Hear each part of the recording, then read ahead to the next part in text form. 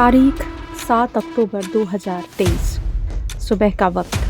फ़लस्तीन के आतंकी संगठन हमास ने इजराइल पर रॉकेट दाग दिए। जहां लोगों को आम दिनों की तरह सोकर उठने के बाद रोज़मर्रा के कामों की ओर बढ़ना था, ऐसे में सुबह की शुरुआत ऐसी हुई कि सैकड़ों लोग कभी नींद से ही ना उठे। ये इजराइल की आम जनता थी जो कि हमास के हमले का शिकार हुई। हमास का हमला इतना ज़ोरदार था कि इसे सदी का सबसे बड़ा अटैक कहा जा रहा है। थोड़ी ही देर में पूरी दुनिया में ये खबर फैल गई कि इजराइल पर आतंकी हमला हुआ है। यह हमला गाज़ा पट्टी से हुआ और पड़ोसी देश फ़लस्तीन के आतंकी संगठन हमास ने किया। 24 घंटे के अंदर सैकड़ों लोगों की जान चली गई, हज़ारों लोग घायल हैं, शहर के शहर तबाह हो रहे हैं। ये जंग जंगल की आग की तरह फैलती ही चली जा रही है। हमास की क्रूरता और बर्बरता के बाद इजराइल ने जिस ढंग से पलटवार किया है, उससे इतना तो स्पष्ट कर दिया है कि ये लड़ाई किसी अंजाम तक गए बिना रुकने वाली नहीं है। लेकिन हमास के आतंकी और इजराइल की कहानी आखिर है क्या? आज क्राइम तक के जरिए हम आपको यही बताने वाले हैं। साल 1987 का वो दौर जब यहूदियों और मुसलमानों के बीच इजराइल में संघर्ष चरम पर था। यही वो साल है जब हमास का गठन हुआ। हमास यानी हरकतुल मुकावमतुल इस्लामिया या इस्लामी प्रतिरोध आंदोलन। ये फ़लस्तीन सुन्नी मुसलमानों की एक संस्था है। विश्व इसको आतंकी संगठन के नाम से जानता है। हमास का गठन साल 1987 में मिस्र और फ़लस्तीन ने मिलकर किया था, जिसका उद्देश्य उस क्षेत्र में इजरायली प्रशासन के स्थान पर इस्लामिक शासन की स्थापना करनी थी। फिलहाल हमास का कब्जा गाज़ा पट्टी पर है। गाज़ा पट्टी पूर्वी भूमध्य सागरीय तट पर स्थित एक फ़लस्तीन क्षेत्र है। गाज़ा पट्टी करीब 10 किलोमीटर चौड़ा और 41 किलोमीटर लंबा इलाका है। वहाँ 22 लाख से ज़्यादा लोग रहते हैं।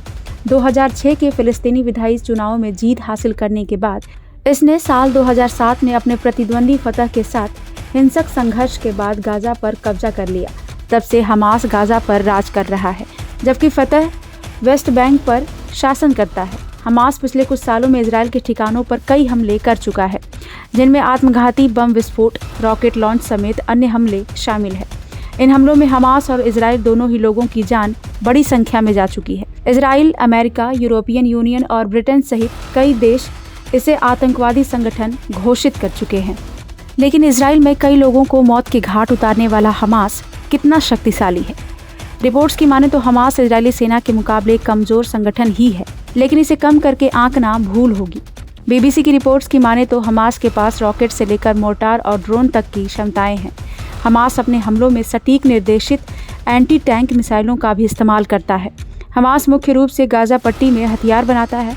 इजराइल का दावा है कि हमास ने ईरान से हथियार बनाने की तकनीक हासिल की है। आइए आपको बताते हैं कि इजराइल पर आखिर हमास ने इस तरीके से आतंकी हमला क्यों किया। दरअसल इस विवाद की वजह अल-अक्सा मस्जिद परिसर है। हमास के सैन्य कमांडर मोहम्मद दीफ ने ऑपरेशन अल-अक्सा स्टॉर्म की घोषणा की है। ये एक नया ऑपरेशन है जिसका मकसद संवेदनशील माने जाने वाले अल-अक्सा परिसर को आज़ाद कराना है।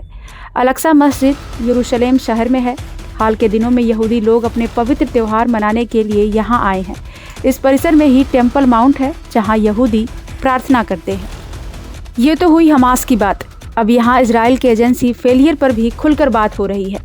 दरअसल इजराइल के पास विश्व की सबसे ज़बरदस्त इंटेलिजेंस एजेंसी मोसाद है, लेकिन फिर भी हमास ने इतने बड़े हमले को अंजाम दिया कि अब मोसाद के काम करने के तरीके पर सवाल उठ रहे हैं।